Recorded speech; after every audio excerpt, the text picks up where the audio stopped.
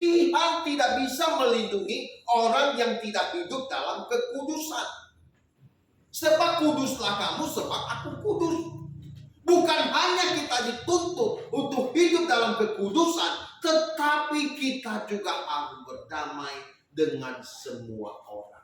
Apa yang dikatakan Ibrani 12 dan 14 berkata, berusahalah hidup damai dengan semua orang dan kejarlah kekudusan, sebab tanpa kekudusan tidak seorang pun akan melihat Tuhan.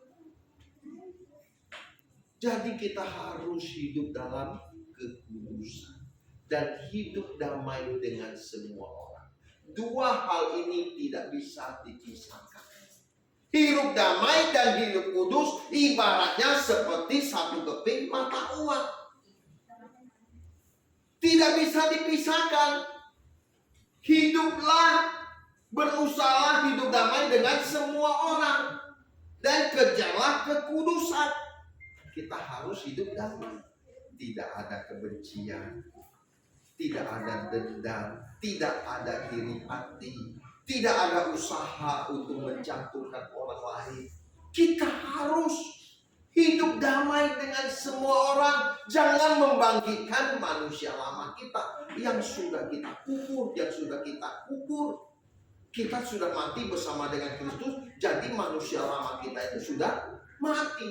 Jangan dihidupkan lagi. Memang ini gak kelihatan loh. Kita diam-diam benci sama orang, gak suka dengan orang, iri sama orang. Wah, dia kok dipakai Tuhan ya? Kok dia lebih dipromosikan Tuhan ya? Kok saya enggak ya? Kita tidak boleh. Kita percaya biar tangan Tuhan yang menuntun dan mengangkat kita. Makanya lewat itu kita bergumul dengan Tuhan. Hidup dalam kekudusan. Makanya Bapak Gembala senior kita selalu mengajarkan pendeta Koko Eratu Santoso. Lawan masalah, kesulitan, tantanganmu dengan hidup dalam kesucian. Sebab hanya dengan hidup dalam kesucian kita layak dilindungi. Kita layak dalam penjagaan Tuhan. Sebab Allah Israel berkenan menyertai kita. Sebab kita adalah anak-anak dan kita biji. Kalau hal yang kedua, ciri orang yang berlindung kepada Tuhan, dia harus memiliki integritas. Integritas. Kita harus punya integritas yang tidak digoyahkan oleh apapun. Sebab integritas ini harus menjadi karakter kita di dalam mengiring Tuhan. Apapun yang terjadi dalam hidup ini, kita hanya percaya bahwa Tuhan satu-satunya tempat perlindungan kita yang doa. Memang dalam hidup ini kenyataannya banyak kesulitan, persoalan bisa datang menghimpit kita, tetapi jangan sampai kita menjadi tawa dan tegak hati. Seperti yang dialami oleh Sadrak, Mesak, Abednego dalam Daniel.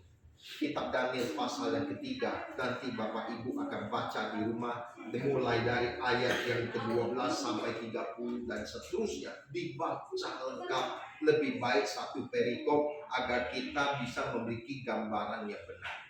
Suatu kali Nebukadnezar mendirikan sebuah patung yang tinggi sekali dari emas. Dia berkata, setiap orang harus sujud menyembah kepada patung yang didirikan oleh Nebukadnezar. Setiap orang yang menantang perintah ini akan dimasukkan ke dalam perapian yang bernyala-nyala. Wah, suatu kali bunyi seruling, trompet, rebana, semua yang ada di istana Nebukadnezar semua sujud menyembah kepada patung yang didirikan oleh Nebukadnezar. Tetapi para pengawal melihat ada 3 orang di belakang yang tidak tunduk kepada titah raja. Ketika didekat siapakah gerangan orang tersebut, berani sekali melawan titah raja.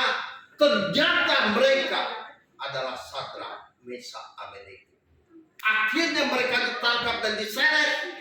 Kenapa kamu tidak tunduk kepada titah raja? Sekarang kamu akan mendapat hukuman. akhirnya ketiga orang ini diseret, dihadapkan kepada Nebukadnezar.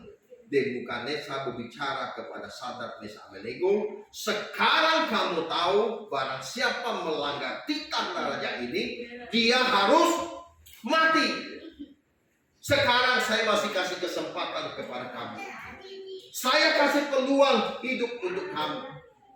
Sekarang, kalau kamu dengar lagi nanti suling, rebanan, kecapi mulai ditiupkan dan semua bangsa sujud menyembah, kamu harus menyembah.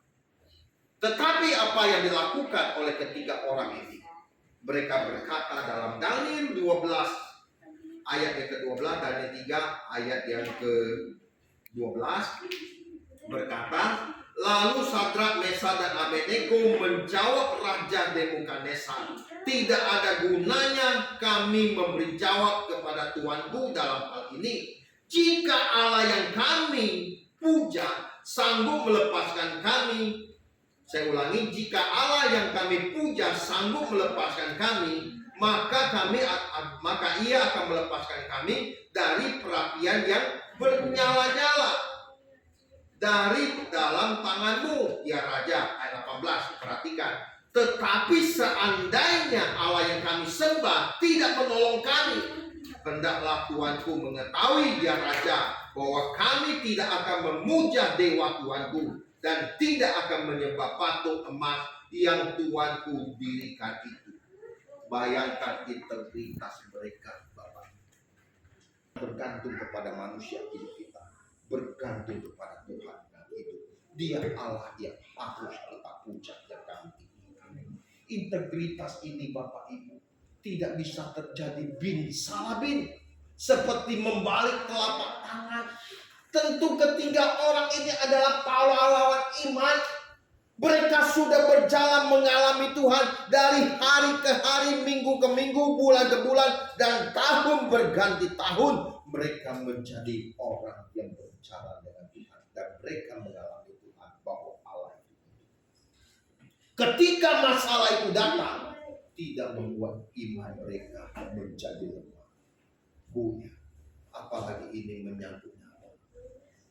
Misalnya suatu saat kita diperhadapkan dengan suatu aniaya yang hebat.